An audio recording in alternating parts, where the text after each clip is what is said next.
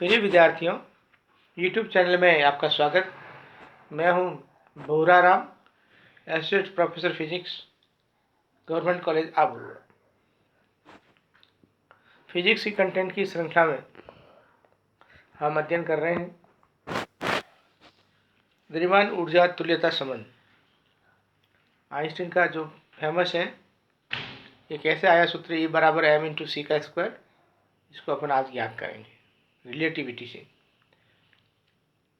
तो देखिए, अपन कहेंगे कि पार्टिकल्स है जिसका द्रव्यमान m है, उसका वेग v है, तो उसका संवेग क्या होगा m इंटू वी। और संवेग में परिवर्तन की दर आप जानते हैं किसके बराबर होती है, फोर्स के बराबर होती है। Force equal to rate of change of momentum. ये अपने गति का द्वितीय समीकरण है, द्वितीय नियम है F बराबर d by d t m v. यानी m द्रव्यमान का पिंड है, v उसका वेग वेलोसिटी है, तो उसका संवेग m भी होगा, और उसके संवेग में परिवर्तन की दर क्या होगी, आरोपित बल के बराबर होगी, F बराबर d by d t m v. अब यदि m द्रव्यमान के पिंड पर F बल ये लगाते हैं और यदि वस्तु dx दूरी से विस्थापित होती है, तो उसके द्वारा क्या क्या कार्य, बल द्वारा क्या क्या कार्य क्या होगा, W बराबर F dot d x. F की वैल्यू अपन रखें m d v by d t plus v d m by d t into d x. तो m डी वी और डी एक्स को अंदर ले जाएंगे तो डी एक्स बटा d t plus v d m d x बटा d t, d x बटा डी टी बराबर v। तो m d v into v plus v d M into v. तो W बराबर क्या होगा, m v D we plus v square into D m. तो W बराबर यह हो गया। अब अपन जानते हैं कार्य ऊर्जा प्रमेय से क्या होता है, क्या क्या कार्य गतिज ऊर्जा में परिवर्तन के बराबर होता है। या तो गतिज ऊर्जा में वृद्धि होती है या गतिज ऊर्जा में कमी आती है। तो अब देखिए क्या क्या कार्य बराबर गतिज ऊर्जा में परिवर्तन, W बराबर डी ई। तो ये फॉर्मूला जो है W डी ई के बराबर होगा, डी बराबर m v d we plus v square into D m. ये अपना ध्यान रखना है, डी की वैल्यू आई है। अब अपन दूसरे तरीके से इसी की वैल्यू जो राइट हैंड साइड में इसी के बराबर कोई वैल्यू दूसरी लाना चाहेंगे, तो वो अपना समीकरण वही है, गतिशील कण का द्रव्यमान m equal to m zero under root one minus we square बटा सी स्क्वायर। ये अपने इसको प्रूव किया था। m स्क्वायर बराबर क्या होगा, m zero square one minus we square बटा सी स्क्वायर। तो m square one minus we square बटा सी स्क्वायर बराबर क्या होगा, एम जीरो स्क्वायर। तो सी स्क्वायर कॉमन लिया तो m square C square minus we square बराबर एम जीरो स्क्वायर सी स्क्वायर। तो एम स्क्वायर सी square minus M square B square बराबर एम जीरो स्क्वायर सी स्क्वायर। ये निकला। अब अपन क्या करेंगे, इसका आखिरी अंकन करेंगे। सी अपना कांस्टेंट है और एम जीरो अपना कांस्टेंट है, तो अब एम और वी दोनों का आपस में आज से समाकलन करेंगे। तो एम का क्या होगा, two m into D M into सी स्क्वायर, और इसका क्या होगा, two m into D M into we square minus इस वी का वापस क्या होगा, two v D v into m square, और ये अपना जीरो हो जाएगा। अब अपना दो से दो कैंसिल हो जाएगा, एक एम से एक एम पूरा हट जाएगा यहाँ से। तो डी एम इंटू सी स्क्वायर बराबर minus D M into we square बराबर M V into D V बराबर जीरो।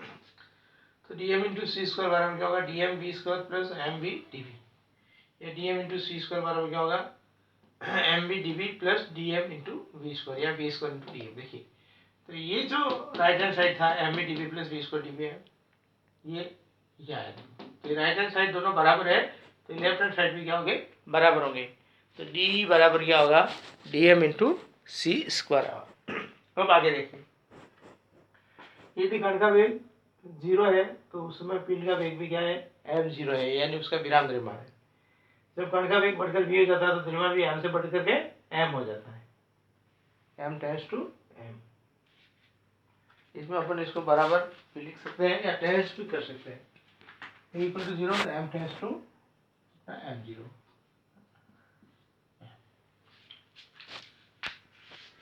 तो कण का द्रव्यमान m जीरो से m हो जाता है, तो गतिज ऊर्जा में वृद्धि कितनी होगी, d। ठीक है, तो ये जीरो से e,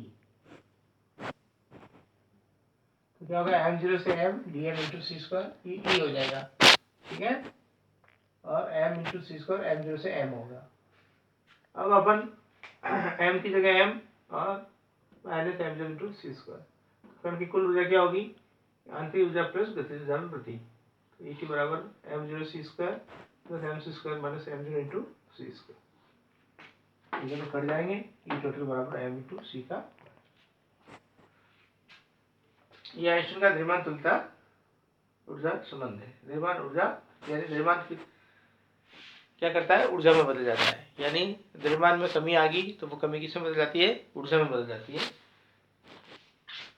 तो अब अपन इसमें वापस इसमें m0 का मान रखें m की जगह, तो E t बराबर m0 √ 1 - v स्क्वायर बटा c square into c square, m0 into c square 1 - v square बटा c स्क्वायर का माइनस हाफ। तो E t बराबर क्या होगा, m0 c square 1 + v square बटा 2c स्क्वायर। तो E t बराबर m0 c square plus half m0 into v square. कुल ऊर्जा क्या होगी, विराम ऊर्जा प्लस गतिज ऊर्जा। ये गतिज का फॉर्मूला आ गया और ये विराम ऊर्जा, इसमें ये आपने किया था इसमें। तो देखिए कुल ऊर्जा बराबर विराम ऊर्जा आंतरिक ऊर्जा प्लस गतिज ऊर्जा में वृद्धि।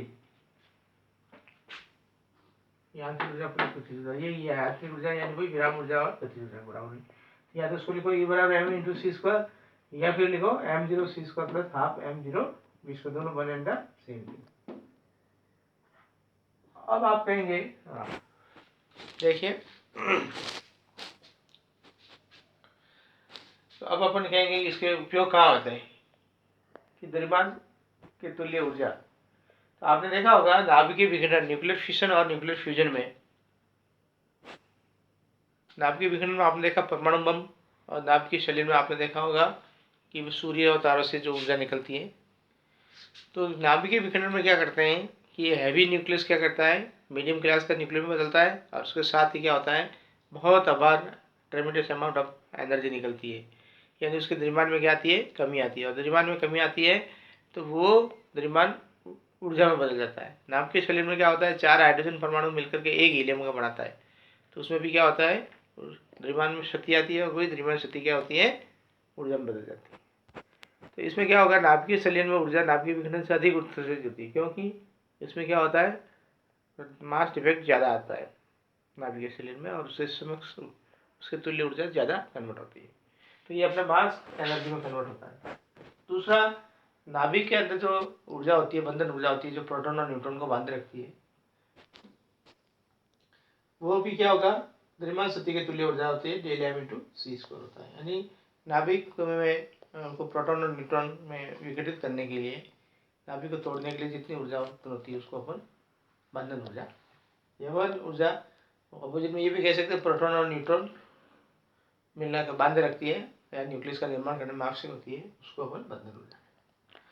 तीसरा, आपने कहा कि गामा एनर्जी जो होती है, गामा रेज, उसकी एनर्जी यदि 1.02 मिलियन इलेक्ट्रॉन वोल्ट, और वो किसी द्रव्य से इंटरेक्ट करती है, किसी भी मैटर से इंटरेक्ट करती है, तो उससे इलेक्ट्रॉन और पॉजिट्रॉन साथ में उत्पन्न होते हैं। तो इलेक्ट्रॉन की ऊर्जा 0.51 और पॉजिट्रॉन की भी ऊर्जा कितनी होती है, 0.51 MeV होती है, और दोनों की ऊर्जा क्या होती है, 1.02 MeV होती है। इस ऊर्जा के मापन में भी द्रव्यमान ऊर्जा तुल्यता संबंध का उपयोग होता है। अब अपन आगे और देखिए,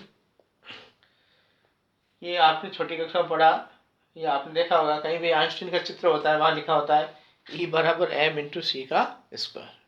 यानी आपका 1 किलोग्राम द्रव्यमान है, वो भी उसके तुल्य ऊर्जा होती है, तो वो कितनी होती है, तो आप निकाल सकते हैं। m9 1 किलोग्राम 1 kg, और c कितना होता है, वेलोसिटी ऑफ लाइट 3 × 10⁸ का होल स्क्वायर, तो 9 × 10⁻16 जूल निकलेगी।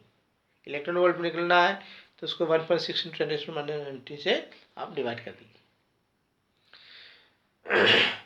तो अब जैसे नाभिकीय यूरेनियम का एक परमाणु है, एक नाभिक है, वो विघटित होता है तो उसे 200 MeV ऊर्जा प्राप्त होती है।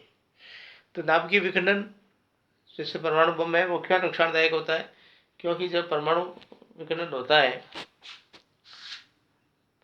नाभिकीय विखंडन होता है, परमाणु बम फटता है, तो उसमें क्या होती है, गामा रेज निकलती है, द्रव्यमान शक्ति ज़्यादा होती है, तो वहाँ का टेम्परेचर बहुत अधिक बढ़ जाता है, करीबन 1 लाख 2 लाख 10 लाख डिग्री सेल्सियस। तो उस टेम्परेचर के कारण क्या होता है, वायुमंडल की ऑक्सीजन भी जलने लग जाती है, और प्राणियों को क्या करता है, शोषण के लिए ऑक्सीजन नहीं मिल पाती है, तो सभी मर जाते हैं। हिरोशिमा और नागासाकी इसका उदाहरण है। 1945 में यहाँ परमाणु बम का हमला हुआ था, शहर नाश हो, वहाँ विराक है। तो कहने का मतलब E बराबर m इंटू सी स्क्वायर, ये अपना आइंस्टीन का द्रव्यमान तुल्यता ऊर्जा समीकरण है। कैसे आए इसको एक बार वापस डिराइव करके अपन एक बार वापस देखते हैं। देखिए अपन ये कहते हैं न्यूटन की गति के दूसरे नियम से एफ बराबर d by d t m v. क्या एफ बराबर, इसको अपने अवकलन करें 2 बार, तो m d v by d t plus v into D m by d t, इसलिए एफ द्वारा डी एक्स, तो इसे लिखा गया कार्य क्या होगा, डब्ल्यू बराबर एफ इंटू डी एक्स। तो एफ यहाँ रखा और डी एक्स है, डब्ल्यू बराबर क्या होगा, m d v d x by d t plus v d M into d x by d x by d t v होता है, तो m d v into v plus v d M into v. तो अपन क्या लिखेंगे इसको, m we D we plus v square into D m.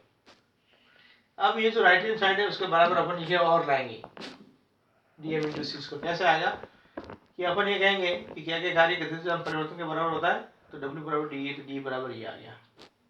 अब अपन ये अलग से करेंगे, एम बराबर M zero under 1 minus we square बटा सी स्क्वायर, स्क्वायरिंग करेंगे इसको, तो एम स्क्वायर बराबर M zero square 1 minus we square बटा सी square, M square 1 minus we square बटा सी स्क्वायर बराबर एम जीरो स्क्वायर। तो एम स्क्वायर देखिए C square minus we square बटा सी स्क्वायर आएगा, इसने अपने इधर ले लिया सी स्क्वायर हो गया, एम स्क्वायर सी square minus M square v square बराबर एम जीरो स्क्वायर सी स्क्वायर। अब इसको अपन आपसे आंशिक अवकलन करेंगे, तो क्या होगा 2m dm into C square minus 2m dm into we square minus 2v dv into m square बराबर 0। अब देखिए इसमें से 2dm अपन कैंसिल करेंगे तो ये मिला, और dm इंटू सी स्क्वायर बराबर dm v square plus m v d v, dm into सी स्क्वायर बराबर क्या होगा, m v d we plus c square into D.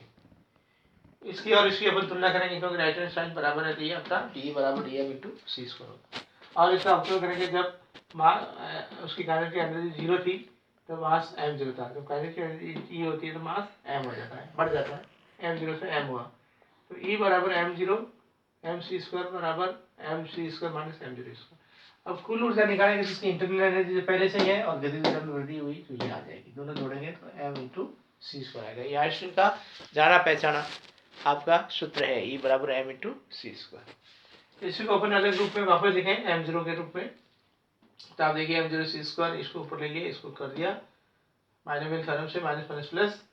अब एम जीरो सी स्क्वायर प्लस आप m zero into we square, तो कुल ऊर्जा क्या होगी, विराम ऊर्जा प्लस गतिज ऊर्जा बराबर। और इसका उपयोग क्या होगा, द्रव्यमान सतह के तुल्य ऊर्जा ज्ञात करने में, बंधन ऊर्जा ज्ञात करने में, इलेक्ट्रॉन पॉजिट्रॉन युग्म ऊर्जा ज्ञात करने में किया जाता है। आपको समझ में आया होगा। धन्यवाद आप।